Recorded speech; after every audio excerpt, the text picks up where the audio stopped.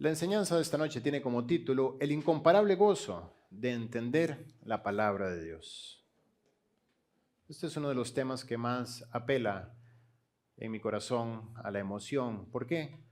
Porque de los regalos más grandes que yo recibí una vez nací de nuevo fue encontrarme con la palabra de Dios. Encontrarme con un texto que automáticamente en el momento en que lo abrí cautivó mi corazón. Mi vida fue para siempre secuestrada por Dios, llevada a su presencia. Y esto sin usar violencia, sino únicamente usando sus palabras. Cada vez que he expuesto mi corazón a este libro, Dios me ha comunicado cuánto me ama y cuántos deseos tiene de llevar a mi vida a la plenitud. Me alienta, me llena de gozo, me llena de su amor, transforma mi vida, sin que yo entienda cómo ella poco a poco va logrando en mí que deje atrás la persona que he sido hasta ahora y cada día vaya siendo renovado. Y solamente a través de la palabra de Dios es que Él dedica su poder a transformar nuestras vidas. Es un instrumento que Él dejó con ese propósito, que le pudiéramos conocer. Lo que sabemos de Dios lo sabemos por la palabra de Dios. Y eso es una increíble bendición, porque no tenemos que suponer acerca de Él. Hubo otro tiempo donde sí estábamos a ciegas. Incluso nuestros mayores temores los calmábamos, tratando de suponer que lo que vendría no estaría tan mal, únicamente en función de nuestras emociones. Incluso a la hora de la muerte teníamos suposiciones de pensar que no había nada, o de que Dios iba a ser bueno, nos iba a dejar pasar a todos a la eternidad, o de que había un espacio intermedio llamado el purgatorio, donde íbamos a tener que ir a purgar nuestras malas obras, no sé cuántos millones de años, y eventualmente, por la suposición, pensábamos nosotros que Dios iba a ser bueno, o se iba a cansar de tenernos en castigo, en fin, y vivíamos teniendo este tipo de suposiciones. Pero cuando nacemos de nuevo, Dios nos da su palabra para que nosotros desplacemos toda sombra de duda y tengamos perfecta claridad con respecto a su manera de pensar. Ahora que hablábamos en la pregunta acerca de Abraham, la conclusión es: Dios nos dejó la palabra para que nosotros podamos conocer su carácter, su paciencia, para que podamos entender cuánto nos ama, a dónde nos quiere, qué espera de nosotros, qué no espera. Y de esta manera, pues, podamos movernos con seguridad. Asimismo, la palabra de Dios funciona como una especie de perímetro en nuestra vida que nos hace estar seguros. Hubo un hombre que hizo un experimento con un grupo de niños y los puso a jugar fútbol en una cancha bien delimitada con un árbitro. Y entonces cuando la bola salía por el lado era saque de banda, cuando salía por atrás era saque de puerta o córner, si había una mano en el área había penal, etcétera. Todos sabían cómo moverse, qué hacer. Y de repente tomó esos mismos niños y los llevó a otro espacio de las mismas dimensiones, pero sin las líneas blancas, solamente el césped. Soltó la bola y los puso a jugar. Estos niños de repente se encontraban discutiendo unos con otros, diciendo: no salió, no ha salido, sí salió, no salió, que sí salió, que fue mano, que es penal, no es penal, está fuera del área, no. Y la pelea empezó a amargar el juego. Bueno, Dios deja en nuestras vidas su palabra para que nosotros sepamos qué espera de nosotros y podamos ser libres verdaderamente. Dice la Biblia que si nosotros permanecemos en su palabra, seréis verdaderamente mis discípulos y conoceréis la verdad y la verdad os hará libres. Yo no puedo ser libre si no estoy exponiendo mi vida a la palabra de Dios, porque de esta manera yo entiendo cómo es que Él ve mi día a día. Y la anarquía en la que vive este mundo es a causa de no tener el criterio adecuado de parte de Dios. La anarquía que puede estar ocurriendo en tu vida hoy en día es porque no tienes la Biblia. Quizás ya te regalaron una, pero no la tienes contigo, no la tienes en ti. No es tu refugio, no es tu lugar de consulta. Y Dios, la única forma en la cual va a tomar tu mano es cuando la Biblia está en tu vida. Es la forma en que Él te guiará. Por eso para nosotros es un increíble, incomparable privilegio, el gozo de entender la palabra de Dios. ¿Por qué? Porque en otro momento no la podíamos entender. Dice la Biblia que ella se discierne espiritualmente de una persona que no tiene el Espíritu de Dios. Cuando el Espíritu de Dios no está en el corazón, entonces no hay quien pueda interpretar la palabra de Dios. Ese Espíritu vino a nuestras vidas y por Él es que hoy nosotros podemos tener claridad cuando nos exponemos a la palabra. Muchas veces, quizás en momentos de angustia, antes de conocer a Jesús, intentamos abrir la Biblia o alguien nos compartió un versículo y no entendíamos nada. Pero después, cuando Jesús vino a nuestros corazones, recurrentemente llegamos a concluir que ahora sí entiendo, estoy entendiendo. Y es un privilegio poder tener acceso a la mente de Dios y entenderla. ¿Te puedes imaginar no concentrarnos en entender qué es lo que quiere nuestro Padre? Podríamos pasar la vida entera tratando de satisfacer algo que no entendemos cómo se hace. O tratar de aprender de algo que no tenemos entendimiento para hacerlo. Así que entender la Biblia es un incomparable regalo. Y nosotros particularmente dedicamos tiempo a esto, mucho tiempo a esto. Quizás menos de lo que podríamos. Sin embargo, podemos estar tranquilos y felices de que en nuestra iglesia la Biblia es la prioridad y será la prioridad siempre. Frente a la congregación de G316 Panamá, siempre habrá un púlpito de madera con una enseñanza. Hoy es de vidrio. Pero más adelante van a entender a lo que me refiero. Vamos a luchar porque esto permanezca así. La adoración es preciosa. Los testimonios son hermosos. El compartir es precioso. Pero todo esto tiene una esencia, tiene una columna vertebral y es el estudio de la palabra de Dios. El día que perdemos eso, pues perdemos todo contacto con el cielo y nos volvemos a las expectativas como cualquier persona que no conoce a Dios. Por eso hoy vamos a dedicarle tiempo a estudiar este privilegio de entender la palabra de Dios. Fíjate que el apóstol Pedro, en 2 de Pedro, capítulo 1, versículo 16, él cuenta acerca de su experiencia con Jesús. Algo maravilloso que tiene la Biblia es que pone cerca de nosotros los testimonios de hombres que estuvieron de cerca con Jesús, para que ellos, de manera directa, te compartan su consejo. Es posible tener acceso al consejo de una persona que estuvo cerca de Jesús.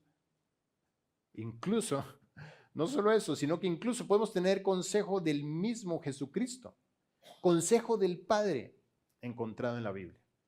Entonces ahorita quise traer como uno de ellos, como una anécdota de la Biblia, al apóstol Pedro, para preguntarle a él, ¿de qué manera nosotros tenemos que perfilar nuestra atención? Pedro, tú estuviste con Cristo. Tú tomaste su mano en distintas ocasiones. Tú compartiste cenas, caminatas. Tú lo escuchaste orar. Tú lo viste hacer milagros. Pedro, él lloró a tu lado. Tú caminaste sobre las aguas.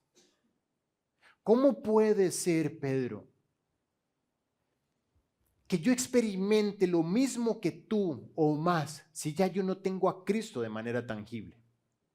Bueno, Pedro nos da la solución y nos dice, no. Ustedes pueden tener una relación más profunda incluso, aunque Él ya no esté presente de manera física en sus vidas.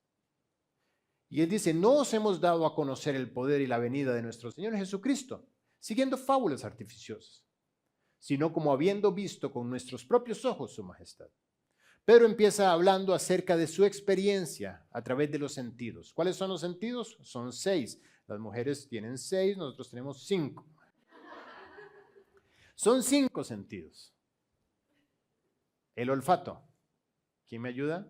La visión. El tacto. El oído. El gusto.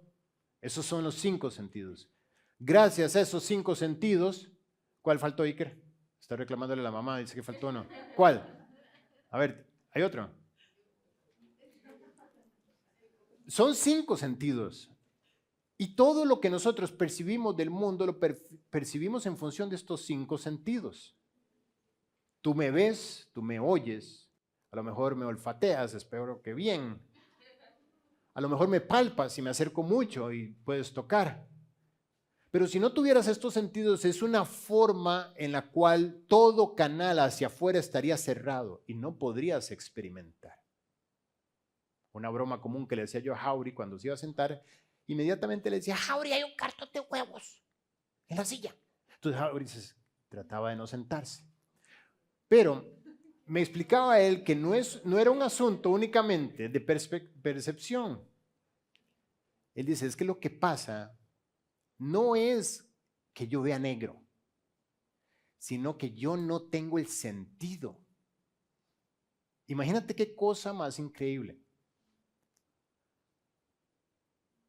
Un sentido que está obstruido no es lo mismo que un sentido que no está. Hay personas que tienen el sentido de la vista y no ven. Ven negro, ven manchas, no ven, pero están conscientes de que ese sentido está. Y hay personas que no están conscientes. Vamos a ponernos en el caso de Jauri. Digamos que todo el planeta tiene un sexto sentido menos tú. El sentido de él, vamos a decir, el leer pensamientos. Y entre todos, aquí estamos todos callados, escuchando los pensamientos de todos. Y hay uno que eres tú, María Ángel, que no lo tienes. Y tú dices, es que no te puedo entender, ¿de qué me están hablando? No puedo ni siquiera imaginarme de lo que me están hablando, porque no lo tengo, del todo no está. ¿Y sabes qué? No me hace falta, porque he vivido los años que tengo sin ese sentido. Por eso hay otros sentidos que se desarrollan. Y todo esto te lo explico para que tú veas la importancia de los sentidos en nuestra vida. Son críticos. Cuando alguno empieza a fallar, empezamos a lucir ayudas para recuperarlos. Ayudas auditivas, ayudas en los ojos, qué sé yo, qué otro tipo de ayudas hay para los demás sentidos, pero el punto es que son indispensables para percibir el mundo. Ahora bien, ¿cómo me ayudan los sentidos en cuanto a lo eterno?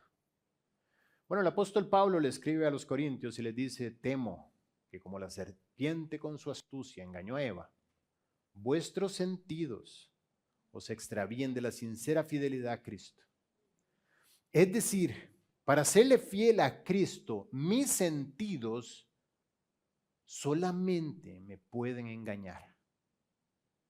Y es por eso que Pedro empieza haciendo una enumeración de los sentidos. Dice, vimos con nuestros propios ojos su majestad. Cuando él recibió de Dios Padre honra y gloria, le fue enviada la magnífica gloria, una voz que decía, este es mi Hijo amado. La voz no la vi, la escuchamos. Ya van 2 sentidos que dice Pedro, que en el Monte Santo él experimentó eso, en el cual tengo complacencia. Y nosotros oímos esta voz enviada del cielo cuando estábamos en el Monte Santo. Pero ¿saben qué? Iglesia que no tiene experiencias sensoriales, ¿saben qué? Hay algo que es más seguro que los sentidos. Porque me dirás, Guille, en esta iglesia no se siente así realmente el espíritu. Yo los veo muy serios, les hace falta como pasión, como más de lo que uno lo pone a llorar y tú a veces estás como muy monótono. Bueno, quiero que sepas algo. El día que vayas a una congregación donde tú sientas el Espíritu, vas a tener que revisar exactamente, porque el Espíritu no se siente. Dios no se relaciona a través de los sentidos contigo. ¿Por qué? Porque tenemos también la palabra profética más segura. ¿Más segura que qué? Que depender de los sentidos. Es más segura la Biblia, dice Pedro. Ustedes tienen una ventaja que yo no tuve. Yo estaba muy pendiente de Jesús, viendo, oyendo, tratando de percibir, de sentir la situación. Ustedes viven en la verdadera relación que es por fe. Es más segura la palabra profética que poner atención a tus sentidos, porque tus sentidos te pueden extraviar. Fíjate, nunca has ido por una carretera donde a lo lejos se ve que hay lluvia, pero cuando llegas está todo seco. Eso es por la humedad del ambiente. ¿Qué te dicen tus sentidos? Hay lluvia, está mojado. Pero ¿qué te dice la verdad? No hay lluvia. Tus sentidos te engañan. De la misma manera, tus sentidos te pueden extraviar. Y Pedro dice, tenemos la palabra profética más segura, la cual estáis bien en estar atentos, como una antorcha que alumbra en el lugar oscuro. Es decir, en el tiempo de tinieblas en el que vive la iglesia, la palabra debe funcionar como una antorcha, a la cual todos están mirando atentamente. La Biblia la dejó Dios como un instrumento para que todos nosotros reemplacemos nuestros sentidos y usemos la palabra de Dios. Ese es el proceso de transformación en el que tú estás. Puede ser que estés avanzando en él o puede ser que estés estancado en él. Todo depende cuánto de tus sentidos tú hayas desplazado por la sincera fidelidad a la palabra de Dios. Entonces Pedro nos deja saber que la única forma de crecer es a través de la exposición con la palabra de Dios. Él mismo nos dice, desechando pues toda malicia, todo engaño, toda hipocresía, envidia y todas las detracciones, reemplacemos la manera en que antes vivíamos, reemplacemos las viejas herramientas del pasado, ahora concentrados en desear, como niño recién nacido, la leche espiritual no adulterada, para que por ella crezcáis para salvación. Esta leche espiritual es la palabra de Dios. Así como un bebé anhela ser alimentado cada 2 horas, tú debes desear desesperadamente que la palabra de Dios venga a nutrir tu vida. ¿Y por qué? Porque ella puede penetrar a los lugares donde nadie más puede llegar. No hay un buen consejo de una buena amiga que pueda llegar donde la palabra de Dios puede llegar. Hebreos 4:12 dice, porque la palabra de Dios es viva y eficaz. Esto que yo tengo en mi mano no es un libro. Esto es un ente vivo. Está manifestado, plasmado en un instrumento tangible, en hojas, con tinta, en un lenguaje, etc. Pero realmente cuando tú la lees, ese ente vivo entra en ti y obra en ti sin que tú entiendas cómo. Por eso dice que es viva. Viva porque ella tiene vida propia. Es el testimonio de Jesucristo. Dice la Biblia que aquel verbo tomó forma de hombre y habitó entre nosotros. Eventualmente ese verbo completó el canon. Y ese canon es el mismo verbo que caminó entre nosotros. Y está acá vivo. Tenemos este testimonio de parte de Dios dejado que nos enseña a nosotros acerca de Jesús. Y cuando entra en ti, cuando está en tu corazón, empieza a operar cosas que tú no tienes la menor idea. Pero ese es su trabajo. Ella es viva y eficaz. Es decir, tiene un objetivo y lo cumple. Y más cortante que toda espada de 2 filos. Cuando el autor de Hebreos está hablando de eso, está hablando en un periodo donde todavía el Imperio Romano está en una transición. Todavía está en una transición, de hecho, 2000 años después.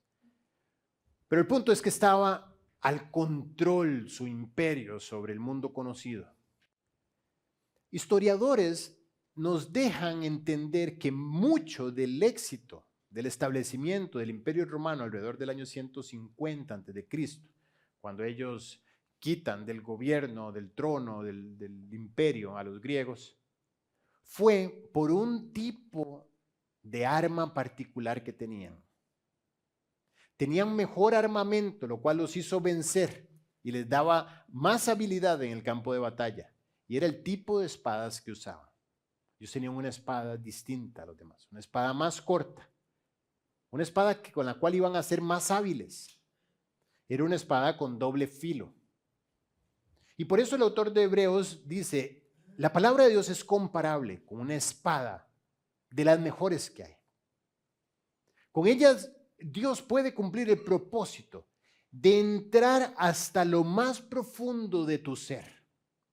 Hay en ti estructuras que estoy seguro que hoy te hacen sufrir, te ponen a luchar, te ponen a desear que de alguna forma se quiten, pero están tan arraigadas que sería imposible tomar un bisturí y partirlas.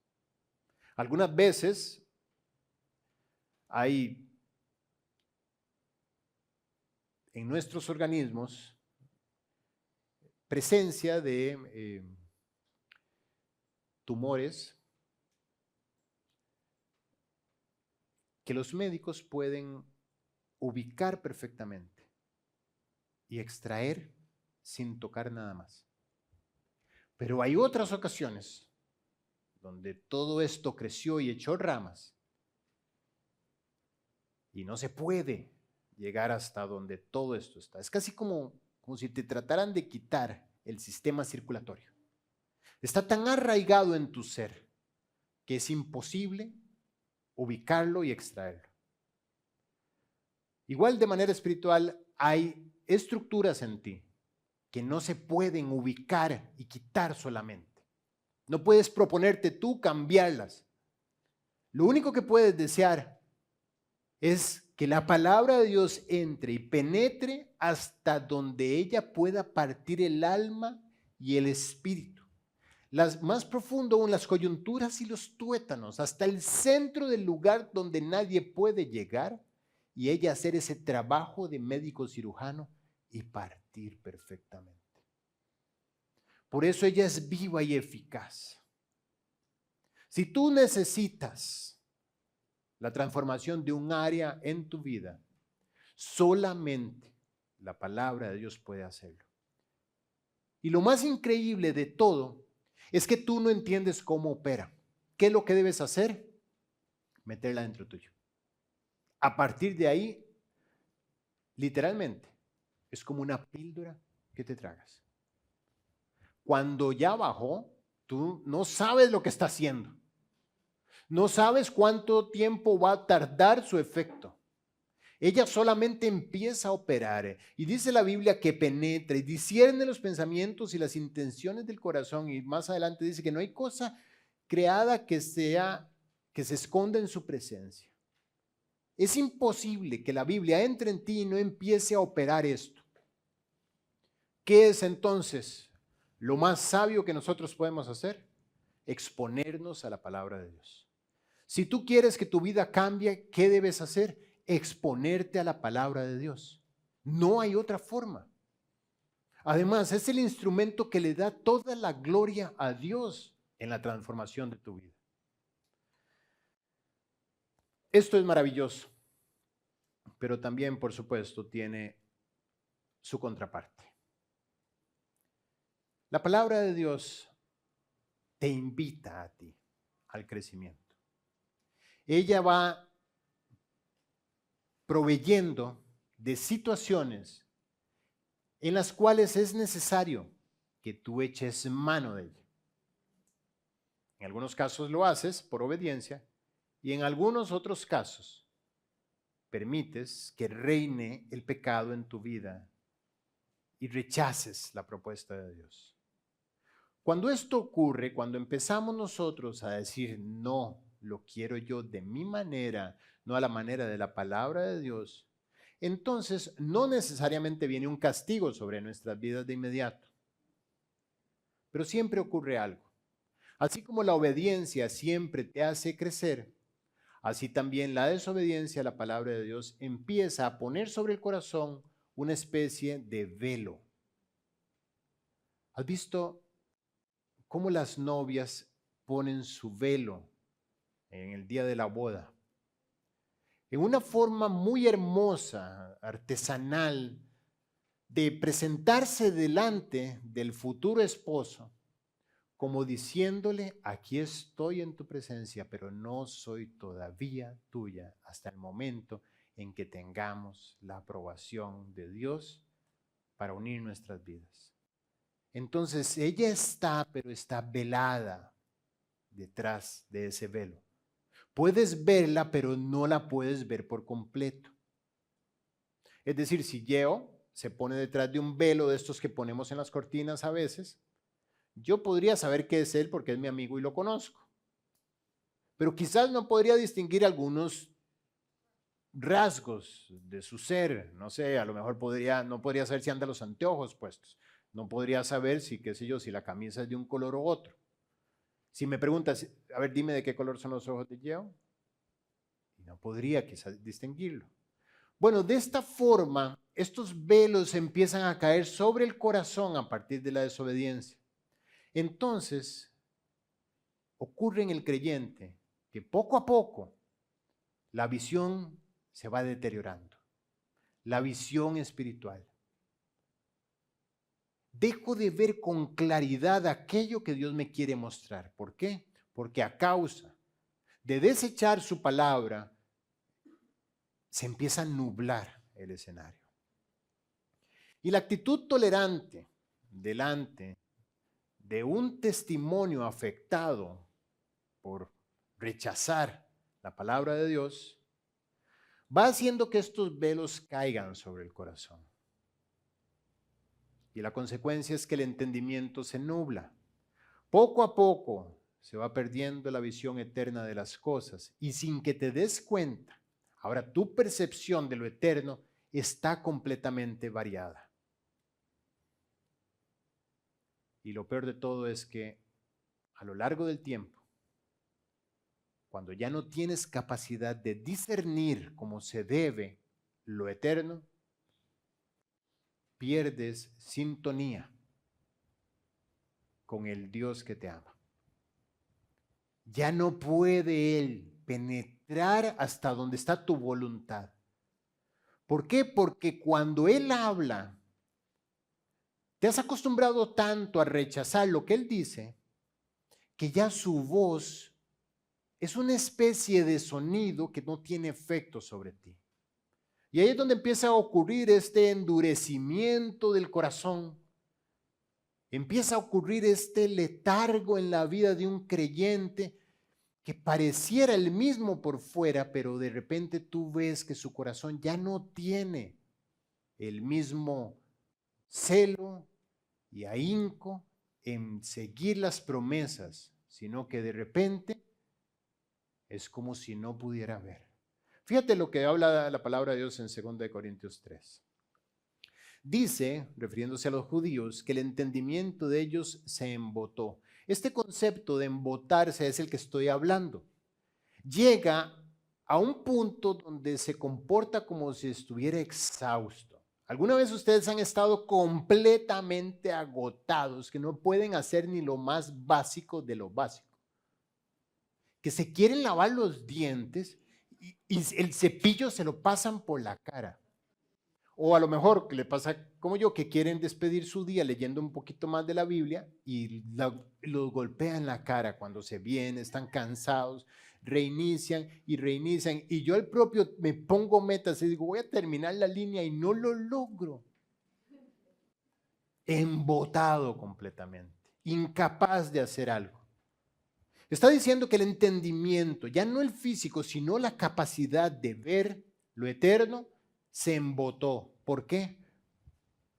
De hecho, hasta el día de hoy dice, cuando ellos leen el antiguo pacto, Está hablando a los judíos. Cuando ellos leen la palabra de Dios, cuando leen el Antiguo Testamento, les queda el mismo velo no descubierto. Toman la Biblia y les es imposible discernir la verdad. Solamente es un texto, pero hay un velo que les impide poder discernir lo que Dios está tratando de comunicar. ¿Cuántas veces nosotros estuvimos antes de Cristo en la misma situación? Algún versículo por ahí nos decía que Jesús murió y resucitó, que pagó nuestros pecados. ¿Quién antes de Cristo no sabía que Jesús había pagado nuestros pecados? Yo creo que todos en nuestra cultura sabemos eso desde niños, pero nunca tuvo el efecto práctico para salvar nuestras almas, sino hasta el día en que Cristo quitó el velo de nuestro corazón y pudimos ver. Los que testifican, que espero que sean todos, quizás han tenido la experiencia de presentarle el evangelio a alguna persona que cuando todo está expuesto, tiene cara de, me alegro por ti. Y tú dices, ¿cómo es posible que rechace la propuesta? Recuerdo un amigo que yo le decía, pero tú entiendes que si te mueres en este momento, te vas al infierno.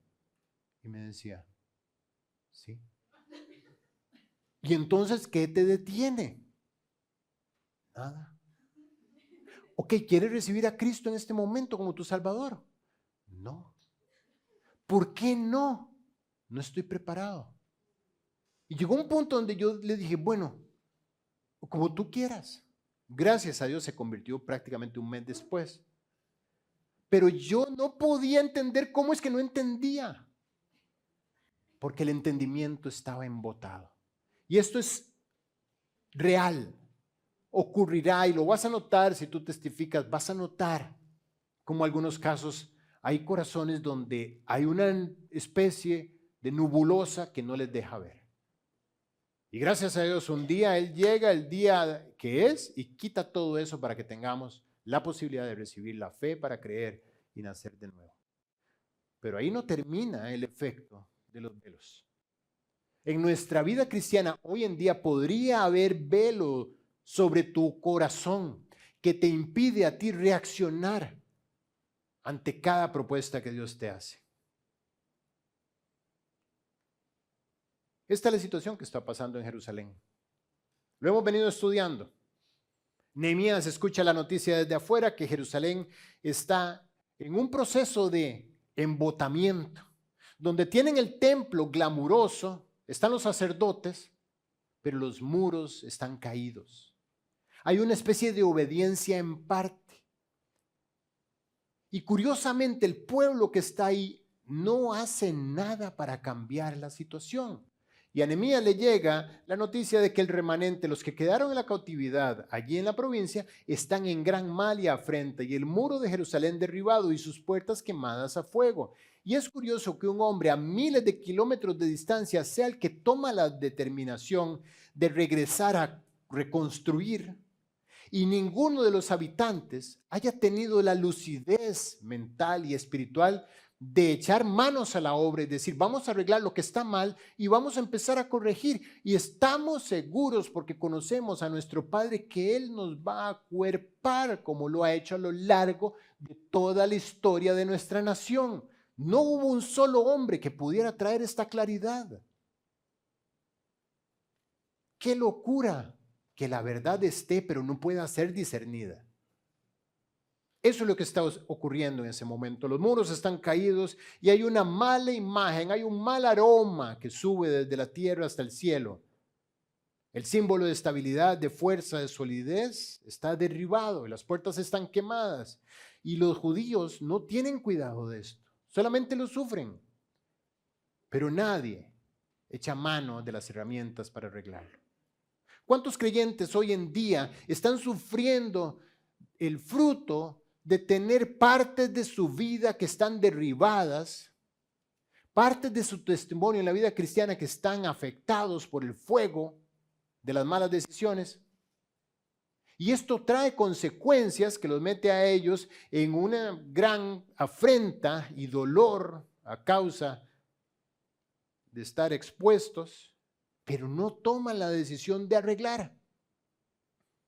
El consejo es tan fácil.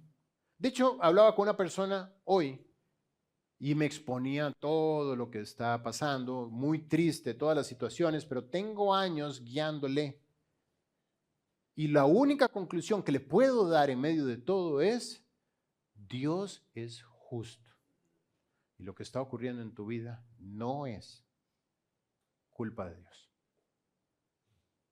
Hay algo que tú sabes que has dejado de lado o que has adquirido en tu vida, qué sé yo, que está haciendo que todo esto ocurra.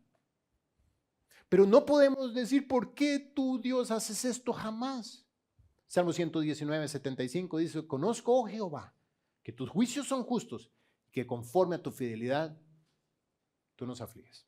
Él nos aflige. Es decir, Dios, si estoy en aflicción es porque tú lo has permitido, porque eres fiel, porque algo estás trabajando conmigo y algo quieres limpiar de mi corazón. Los muros están caídos, hay gran mala y afrenta, y eso es porque ellos han permitido y han dejado un proceso de décadas sin arreglarlo. No parecían tener ningún interés, estaban sufriendo, pero no tenían la energía suficiente para levantarse a arreglar. Y vamos directo a la solución. ¿Qué hizo Nehemías? Materia vista. Primero Nehemías buscó a Dios y confesó. Tomó la palabra en nombre de todo Israel y dijo, oh Dios, ahora esté atento, tu oído abiertos, tus ojos para oír la oración de tu siervo que hago ahora adelante de ti día y noche por los hijos de Israel, tus siervos, y confieso los pecados de los hijos de Israel que hemos cometido contra ti. Sí, yo y la casa de mi padre hemos pecado. No hay solución en una vida si no pasa por este punto. 6 puntos voy a nombrar yo con respecto a la solución para salir del embotamiento espiritual, para quitar los velos del corazón y poder ver otra vez la palabra de Dios como debe ser y poder reavivar mi comunión con el Señor y disfrutar del gozo que da tener acceso a su corazón y sus pensamientos. La primera pasó por la confesión, la hemos estudiado las últimas semanas, no me voy a detener acá. Segundo punto. Dice la Biblia que regresó y reconstruyó. Antes de empezar a reconstruir, dice la Biblia que él llegó a Jerusalén después de estar allí 3 días. Se levantó de noche, o me levanté de noche, voy a leerlo tal como está. Yo y unos pocos varones conmigo. Y no declaré a hombre alguno lo que Dios había puesto en mi corazón que hiciese en Jerusalén. Ni había cabalgadura conmigo, excepto la única en que yo cabalgaba. Y salí de noche por la puerta del valle, hacia la fuente del dragón y a la puerta del muladar. Y observé los muros de Jerusalén que estaban derribados. Qué tour se hizo increíble. Jerusalén es pequeño. Tomó un caballo, salió de madrugada, no le dijo a nadie lo que iba a hacer y empezó a recorrer el perímetro en caballo. Él regresó a reconstruir, pero antes de hacerlo, ¿qué fue lo que priorizó? Quiero ver lo que está pasando. Quiero ver, tener claridad de lo que hay que reparar.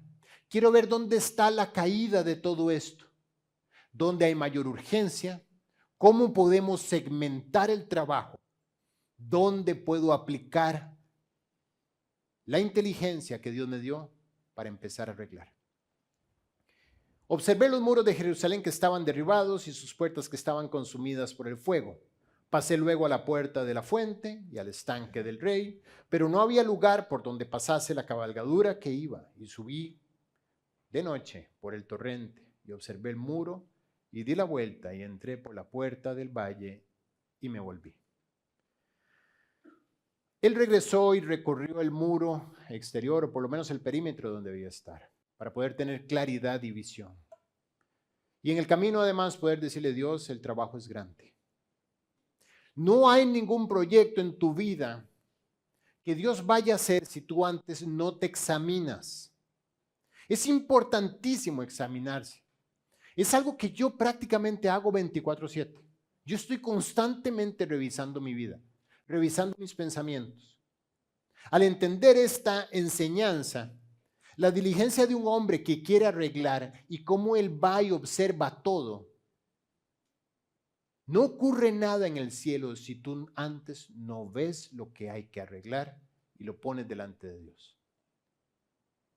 Es crítico cada relación ponerla delante de Dios.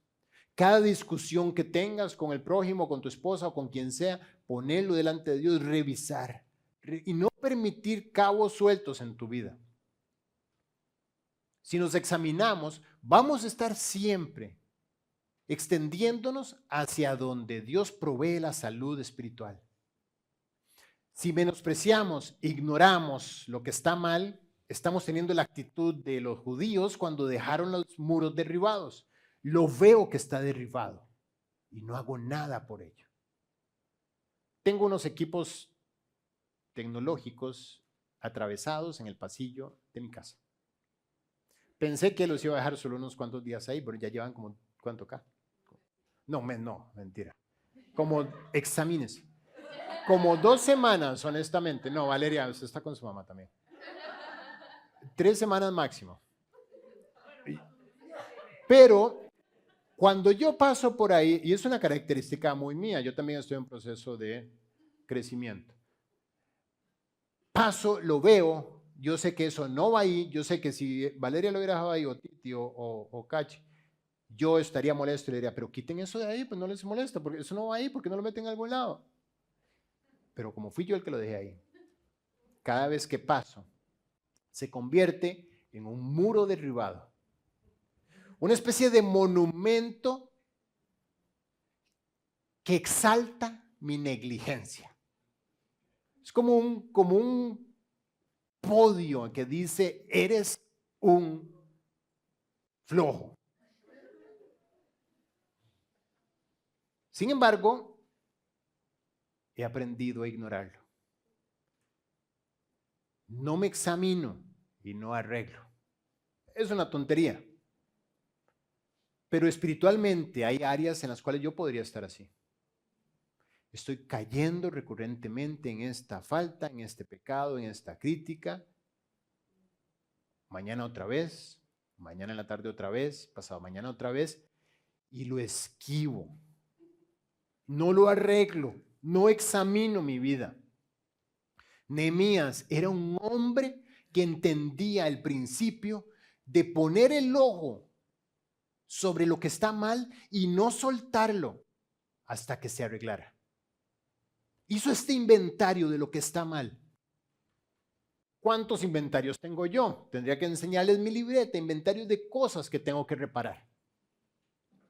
Pero un inventario no es suficiente. Es el inicio, pero no es todo. Fíjate qué curioso lo que dice el Salmo 66. Si en mi corazón hubiese yo mirado a la iniquidad, el Señor no me habría escuchado. Es decir, si te acostumbras a ver cosas tiradas en tu corazón que están mal y sigues adelante y tratas de mantener tu relación y tu comunión con Dios, pues quiero que sepas algo, el Señor, la comunicación se cayó. No te está escuchando. Él sí dice, no, me limpias eso primero para que podamos seguir adelante. Por eso la importancia de tener visión y claridad. Primero confesó, segundo regresó y examinó, tercero dividió la tarea. En Nehemías 2:17 dice que habló con estos hombres que lo acompañaron y les dijo, vosotros veis el mal en que estamos. Es decir, ahora Israel lo vamos a ver como un solo hombre. Esto es una conversación interna, vamos a tratar de hacer lo más práctico posible esta enseñanza. Es una conversación interna en un solo hombre, que es Israel. Y este hombre está diciendo, siendo honesto, y diciendo, estamos mal. Vosotros veis el mal en que estamos, que Jerusalén está desierta y sus puertas consumidas por el fuego. Venid y edifiquemos el muro de Jerusalén y no estemos más en oprobio. Él no propuso nada extravagante, nada que tuviera que llevar 5 maestrías una persona para poder llegar a esa conclusión. Tenían que reconstruir los muros. La solución está ahí. Las soluciones de tu vida están ahí prácticas y sencillas. Muchas veces es, me va a disculpar la mímica, apagar la televisión. Ya no se apaga así, pero apagar la televisión. Yo tenía una que se apagaba bajando una cosa así hasta y tragaba. Algunas son tan cercanas como cerrar la boca. Otras como voltear a ver para otro lado. Así de sencillo. Me decía una vez un amigo, yo tengo un principio que me ha acompañado a lo largo de los años. Tiene más de 50 años de convertido. Y me dice, cuando veo una falda, me dice él, porque es mexicano, cuando veo una falda, quito los ojos. Así, qué fácil. ¡Qué fácil! No hay rollo, no hay problema, no hay nada. Simplemente, ya, por regla en mi vida, quito los ojos. ¿Cuántos problemas se habría evitado? ¿Quién sabe? En 50 años de creyente, cuánta bendición ha venido a su vida por una solución tan sencilla como la que le está diciendo, muchachos, les tengo la solución del futuro. Reedifiquemos los muros. ¿Qué hay que hacer? Es manos a la obra, reedifiquemos. Y Nehemías dividió entonces la tarea y empezó la reconstrucción. Obviamente no vamos a leer todo el libro de Nehemías, no estoy aquí para leer la Biblia, estoy aquí para exponer esta enseñanza. Pero mi recomendación es que lean todos los capítulos, por lo menos desde el 2 hasta el capítulo 8 que vamos a llegar hoy. Les propuso esto y como cuarto punto entonces empezó a reparar. ¿Cómo reparó? Por tramos. El muro de Jerusalén, pues por supuesto rodea todo el perímetro, es un perímetro como a lo largo, si ven la figura del mapa de Jerusalén, es un perímetro bien particular. Es un perímetro que debía ser edificado en función de los objetivos. Para poder edificar por tramos, entonces tenía que separar la tarea. ¿Cuántos problemas hay en tu vida de carácter espiritual que se resuelven simplemente quizás enfocándote en lo más grueso y eventualmente en lo más delicado? Por ejemplo, muchas cosas pueden encontrar su norte si tan solo dedicas tiempo a la oración. ¿Cuántas cosas podrían acomodarse en el corazón si tan solo dedicas tiempo a la lectura? ¿Cuántas cosas podrían venir a tu vida como bendiciones si tan solo dedicas tiempo a la memorización? Con esos tres pilares, sin hablar de todos los medios de gracia, estoy seguro que el 80% de los problemas espirituales que tienes se van a disipar, porque todos ellos tienen una necesidad en común y es que tu espíritu esté nutrido, que esté fortalecido. Y si no estás dedicando tiempo a la lectura, a la oración y a la memorización, entonces tu espíritu está raquítico y no tiene la fuerza para presentarse junto contigo en una situación de debilidad. Asimismo, Nehemías separó el problema en tramos. Y lo más hermoso de todo es que la labor empezó a ocurrir en función de dónde vivía cada persona alrededor del muro. Es decir, todos se vincularon en la tarea. Les traje un extracto de ciertos versículos del capítulo 3. Dice, se levantó el sumo sacerdote Eliasib con sus hermanos, los sacerdotes, y edificaron la puerta de las ovejas. ¿Por qué? Porque ellos vivían enfrente. Versículo 10, restauró junto con ellos y frente a su casa a Jedaías, hijo de Harumaf, y junto a él restauró a Tus, hijo de Asabnías. ¿Restauró a dónde? Frente a su casa. Junto a ellos, en el 12, restauró Salum, hijo de Alojes, gobernador de la mitad de la región de Jerusalén, él con sus hijas. Fue un proyecto donde todos se vincularon a trabajar. Sigamos viendo. Dice, después de ellos restauró Sadoc, hijo de Imer, enfrente de su casa. Y después de él restauró Semaías, hijo de Secanías, guarda de la puerta oriental. En el 30 dice, tras ellos Ananías, dice más adelante, después de ellos restauró Mesulam, hijo de Berequías, enfrente de su cámara, de su habitación. Cada uno de ellos empezó a trabajar en lo que tenía enfrente. Un proyecto en el cual todo Israel vio la necesidad de reconstruir lo que le afectaba directamente. Como quinto paso, en este proceso de reconstrucción, no estoy seguro si alguno de ustedes sepa cuánto tardó, pero en el tiempo que tardó reconstruir la muralla de toda una ciudad, en ese tiempo hubo acechanzas. Y él resistió las amenazas. Dice la Biblia que aconteció que oyendo Sanballat y Tobías, los árabes, los amonitas y los de Asdod, parte de los filisteos, que los muros de Jerusalén eran reparados porque ya los portillos comenzaban a ser cerrados y se encolerizaron mucho y conspiraron todos a una para venir a atacar Jerusalén y hacerle daño. Entonces, está hablando Nehemías, dice él en su diario, oramos a nuestro Dios y por causa de ellos pusimos guarda contra ellos de día y de noche. Además, desde aquel día la mitad de mis siervos trabajaba en la obra y la otra mitad tenía lanzas, escudos, arcos y corazas. Y detrás de ellos estaban los jefes de toda la casa de Judá. Miren qué increíble esto.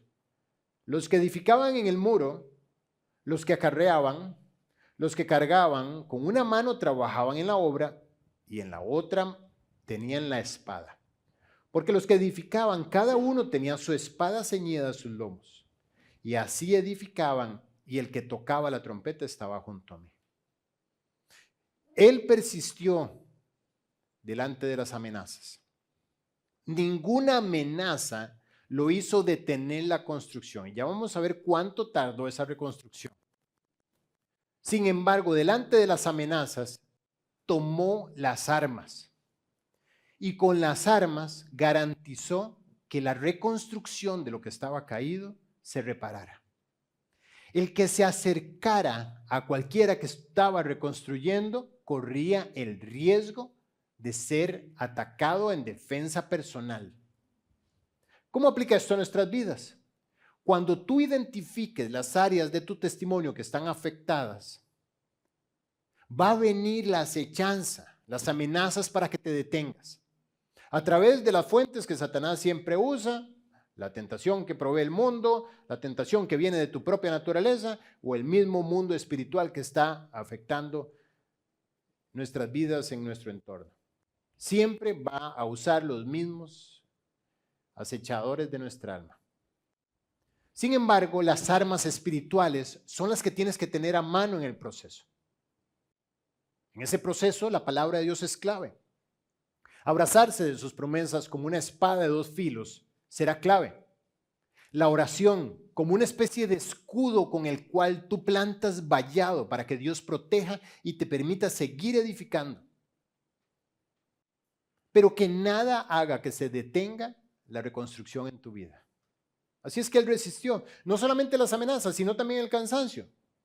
Dijo, las fuerzas de los acarreadores se han debilitado y los escombros, y el escombro es mucho y no podemos edificar el muro. Más adelante dice, y ni yo, hablando de Nehemías en primera persona, ni mis hermanos, ni mis jóvenes, ni la gente de la guardia que me seguía, nos quitamos nuestro vestido, cada uno se desnudaba solamente para bañarse. Durante todo el tiempo que duró la obra, no se detuvieron. No había breaks de ningún tipo. Trabajaban todo el tiempo posible. Y cuando dice esto, que se desnudaban únicamente para bañarse, está dándonos a entender de que estaban 100% concentrados a la edificación de la obra. ¿Qué significa esto para nuestras vidas? Bueno, ahora que identificas lo que tienes que reconstruir, ahora vas a luchar porque vendrán acechanzas y vendrá cansancio. Quizás no verás fruto, pero tienes que persistir. ¿Por qué? Porque detrás de este trabajo está la reconstrucción de tu comunión con Dios. Israel estaba, pero estaba seco y vacío. Y no es hasta que se concluyera la obra que ellos iban a poder volver a tener el brillo y esplendor que Dios quería para sus vidas. Y como último punto, Nehemías concluyó la obra. ¿Por qué esto es importante? Porque ¿cuántas obras de reconstrucción en nuestra vida quedan a medias? ¿Cuántos propósitos? ¿Cuántas veces te has determinado a mejorar algún área de tu vida en la parte espiritual? Quizás a memorizar un versículo diario. Voy a empezar con un versículo diario. Voy a compartir un folleto al día. Voy a quitar los ojos cada vez que venga una tentación. Voy a esto, voy a lo otro. Y al tiempo te das cuenta de que todo eso quedó en el pasado. Voy a completar la Biblia en un año. Y pasan los años y no he completado ni la mitad de la Biblia. Es importante concluir la obra. Determínate a concluirla. Dice, fue terminado pues el muro el 25 del mes de Elul en 52 días. Todo el proyecto, menos de 2 meses. Para que veas cómo se determinaron, no había tiempo que perder. La solución de un problema de décadas llegó en menos de 2 meses. ¿Por qué? Porque una persona se determinó a reparar lo que estaba mal. ¿Tú qué sabes si esa vida que anhelas está a cuestión de días de distancia? Si tan solo te determinas. 52 días. Y lo más hermoso de todo es que después de esto, mira lo que volvió a hacer Jerusalén. Cuando lo oyeron todos nuestros enemigos, temieron todas las naciones que estaban alrededor de nosotros y se sintieron humillados y conocieron que por nuestro Dios había sido hecha esta obra. Fíjate en esto. El testimonio de tu vida restaurada es el mejor anuncio de que tienes un Dios vivo. ¿Quieres impactar a tu familia? Reconstruye lo que está en trizas. Levanta las puertas que fueron quemadas por fuego. Concéntrate en tu testimonio y que tu testimonio dé gloria a Dios. ¿Cuántas personas podrían estar compartiendo de Cristo sin cesar? Y solamente lo que hacen es tropezar y tropezar y tropezar personas por donde van, porque lo que dicen no es congruente con lo que viven. Y realmente lo que están haciendo es un mal ruido en los cielos. ¿Quiere decir que debo dejar de testificar si tengo mi testimonio afectado? No. Lo que tienes que hacer es 52 días concentrarte a arreglar tu testimonio. Y seguir, ahora sí, con un testimonio limpio, dando impacto. ¿Para qué? Para que los enemigos cuando escuchen teman a Dios, porque sabrán que lo que ven en tu vida no es obra de otros, sino solamente de Él.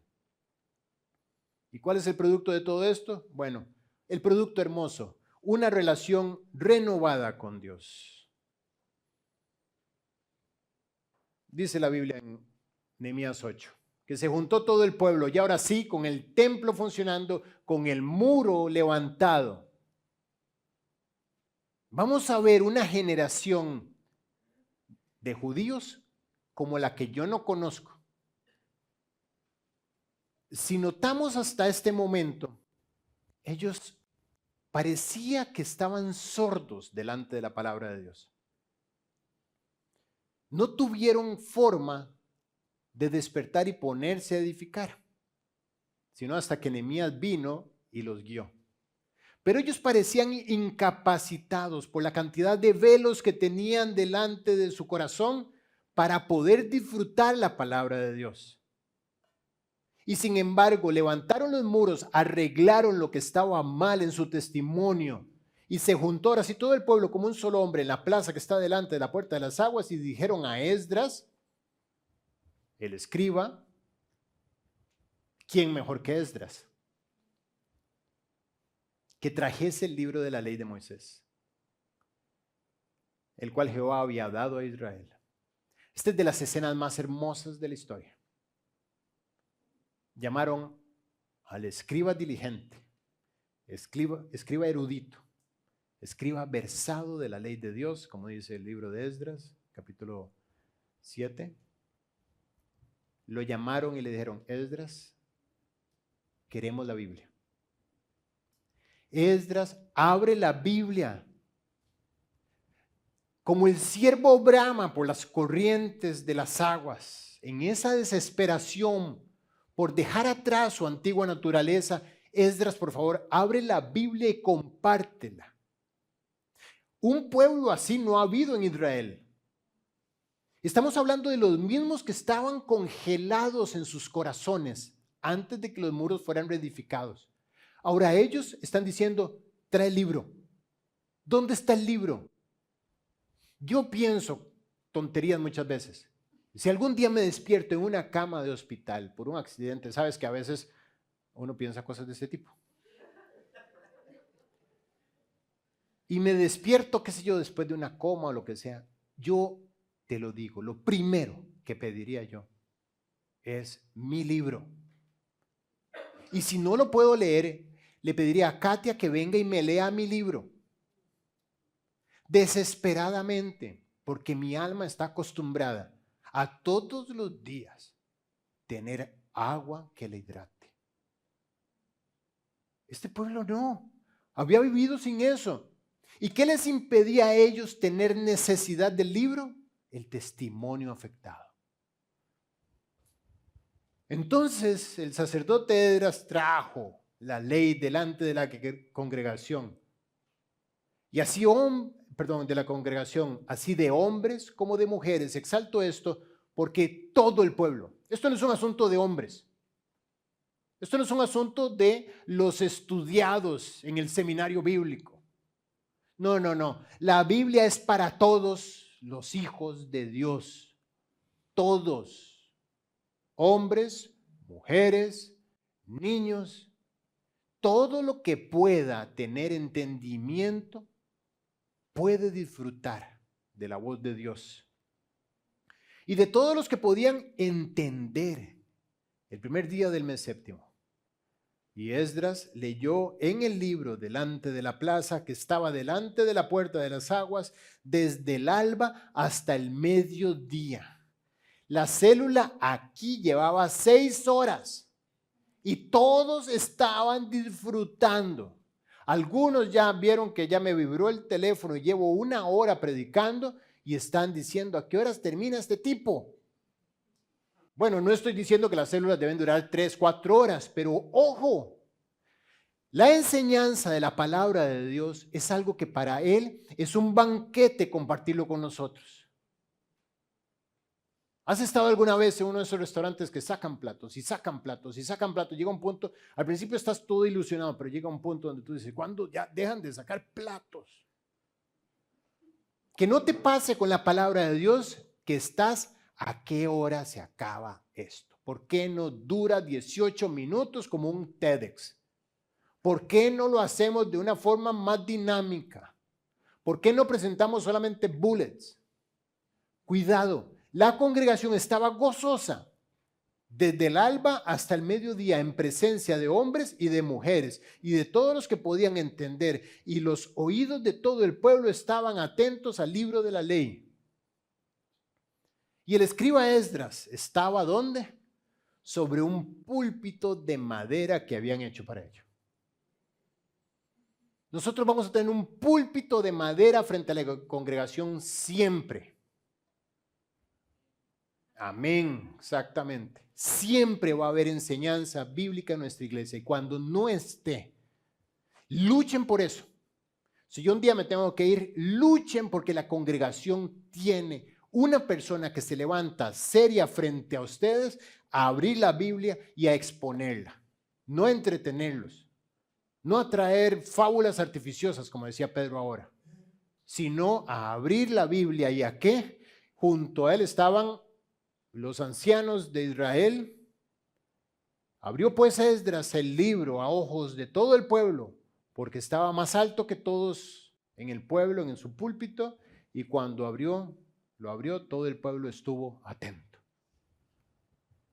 y leían en el libro de la ley de Dios claramente y ponían el sentido, de modo que entendiesen la lectura. ¡Qué belleza!, ¿no? ¡Qué belleza tener una vida así! O sea, Dios nos está diciendo, ustedes están haciendo la obra como se hace. No es tener, no, los salmos, chicos, quédense en los salmos. El proverbio del día. ¿Quiénes leen el proverbio del día? Hoy que es 28. ¿Quiénes leyeron el capítulo 28 de Proverbios hoy? Ya, quédense ahí. Lo demás déjenmelo a mí. No profundicen. No, al contrario. Poner sentido, escuchar la palabra de Dios con atención, exponer con claridad. ¿Sí recuerdan a aquel hombre desesperado camino hacia su regreso a África, eunuco? Venía con la escritura abierta y no podía entenderla. Y se acerca Felipe y le dice, ¿entiendes lo que lees? Por eso Dios escoge las palabras. ¿Entiendes lo que lees? No le dijo, ¿qué sientes? No sientes como así. ¿Ah? Cuando lees no se te como así, no se te eriza la piel. No le dijo, ¿entiendes lo que lees? Y el eunuco no le dijo, no entiendo nada, pero estoy súper conmovido. No, le dijo, ¿cómo podré entender si no hay nadie que me explique? Qué gozo tener alguien que explique. Y qué deseo. Yo cuando estaba sentado en el lugar que ustedes están, yo decía, Dios, ¿cuándo me vas a dar la oportunidad de ser yo el que explique? Y pasaron años hasta que poco a poco se me fueron dando oportunidades para ser una persona que estuviera explicando. Pero Dios tenía que poner en mi corazón el celo de decir o se explica o nada. En el momento que se reemplace eso, en ese momento se perdió la esencia de todo. Y nos convertimos en un club social de gente buena que no toma, no fuma, no baila, pero solamente estamos distraídos de la voluntad de Dios. La enseñanza bíblica es todo para la congregación. Y la congregación la había perdido por causa de tener su testimonio afectado. Si estás sentado frente a la Biblia y ella no está conmoviendo tu corazón, dice, y Nehemías el gobernador y el sacerdote Esdras, escriba, y los levitas que hacían entender al pueblo, dijeron a todo el pueblo, día santo es a Jehová nuestro Dios. ¿Qué día dijeron? Qué día tan increíble verlos a todos delante de la Biblia queriendo más. Es un día increíble. Por tanto, no os entristezcáis ni lloréis, porque todo el pueblo lloraba oyendo las palabras de la ley. Quiero preguntarte algo. ¿Cuándo fue la última vez que lloraste frente a la Biblia? ¿Cuándo fue la última vez que te conmovió? Que terminaste diciendo, Dios, te amo. Gracias, gracias por hablarme, Dios. ¿Cuándo Dios te entregó por última vez una respuesta que afectó toda tu voluntad?